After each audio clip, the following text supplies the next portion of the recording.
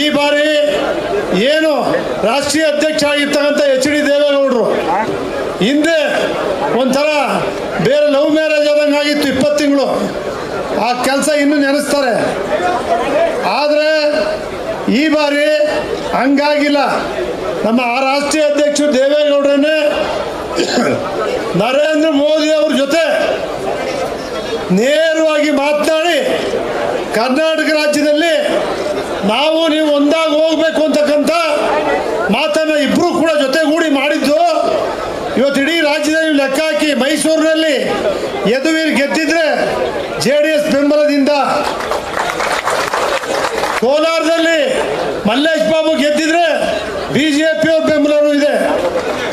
ನಿಮ್ಮ ಚಿಕ್ಕಬಳ್ಳಾಪುರದಲ್ಲಿ JDS ಮಾಡದೇ ಇದ್ರೆ ಇವತ್ತಲ್ಲಿ BJP ಸುಧಾಕರ್ ಗೆಲ್ತಿರ್ಲಿಲ್ಲ. ತುಮಕೂರಲ್ಲಿ ನೀವು ದುಡಿದೇ ಇದ್ರೆ ಸೋಮಣ್ಣ ಗೆಲ್ತಾ ಇರಲಿಲ್ಲ. ಇದೊಂದೇ ಕಡೆ ಅಲ್ಲ, ಕುಮಾರಣ್ಣಗೂ ಅಷ್ಟೇ ಮಂಡ್ಯದಲ್ಲಿ ಆನೆಸ್ಟಾಗಿ ಭಾರತೀಯ ಜನತಾ ಪಕ್ಷರು ಮಾಡಿದರು.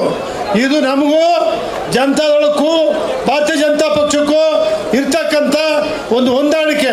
ಆದರೆ ಒಂದನ್ನು ಚಿತ್ರದುರ್ಗನೂ ಅಷ್ಟೇ ಎಲ್ಲ 14ರಲ್ಲಿ 12 ಕ್ಷೇತ್ರ, 2 ಆಕಸ್ಮಿಕ ಹಾಸನ, ಸ್ವಲ್ಪ ಹೋಟೆಲ್ ಸೋತ್ವಿ, ಅಲ್ಲೂ ಎಲ್ಲ ದುಡಿದಿದ್ರು 20,000 20-30,000 ಹೋಟೆಲ್ ಸೋತಿರೋದು. ಅದು ಕೂಡ ಅಲ್ಲಿ ನಮ್ಮ 3ಕ್ಕೆ 3 ಕೂಡ ಗೆಲ್ತಾ ಇತ್ತು. ಒಂದು ಮಾತನ್ನು ಹೇಳಲಿಕ್ಕೆ ಬಯಸ್ತಾರೆ ನಿಮಗೆ, ತಾವೆಲ್ಲರೂ ಕೂಡ ನಮ್ಮಲ್ಲಿ ದುಡಿತಕ್ಕಂಥ ನಾಯಕರುಗಳು ಜಾಸ್ತಿ ಇದ್ದಾರೆ, ಕಾರ್ಯಕರ್ತರು ಇದ್ದಾರೆ, ಗಟ್ಟಿ ಇದ್ದಾರೆ, ನೊಂದೋಗ್ಬಿಟ್ಟಿದ್ದಾರೆ. ಅಧಿಕಾರ ಅನುಭವಿಸ್ತಾರಲ್ಲ ಕಾಂಗ್ರೆಸ್ಸು ಭಾರತೀಯ ಜನತಾ ಪಕ್ಷದವರು ಹೆಚ್ಚಿಗೆ ಅಧಿಕಾರ ಅನುಭವಿಸಿರೋರು. ಕುಮಾರಣ್ಣ ಸಿಕ್ಕಿತ್ತು ಕಾಂಗ್ರೆಸ್ 12 ತಿಂಗಳು ಹೋಗಿ ಏನಾಗಲಿಲ್ಲ. ಇವತ್ತು ತಮಗೆಲ್ಲ ಗೊತ್ತಿದೆ. ಒಂದು ಮಾತನ್ನು ಹೇಳಲಿಕ್ಕೆ ಬಯಸ್ತೇನೆ, ಜಯಪ್ರಕಾಶ್ ನಾರಾಯಣ್ ಅವರು ದೇವೇಗೌಡರ ನಾಯಕತ್ವವನ್ನು ಮೆಚ್ಚಿ ಅವ್ರ ಕೈಗೆ ಈ ಪಕ್ಷವನ್ನು ಕೊಟ್ಟರು. ರಾಷ್ಟ್ರೀಯ ಮಟ್ಟದಲ್ಲಿ ಅವತ್ತು VP ಸಿಂಗ್ ಅವರು ಹೆಗ್ಡೆ ಅವರು ಜನತಾಳ ಮಾಡಿದಾಗ ಇವತ್ತು ನಿಮಗೆ ಹೇಳೋಕ್ಕೆ ಬಯಸ್ತೀನಿ, ಭಾಳ ಹೇಳ್ತಿದ್ರು ಕೊಂದೆ ಕುಟುಂಬ ರಾಜಕಾರಣ ಅಂತೇಳಿ. ಇವತ್ತು ದೇವೇಗೌಡರು ಇಲ್ಲ ಅಂದರೆ ಜನತಾದಳ ಪಕ್ಷ ಈ ರಾಜ್ಯದಲ್ಲಿ ಪ್ರಾದೇಶಿಕ ಪಕ್ಷ ಉಳಿತಾ ಇತ್ತಾ?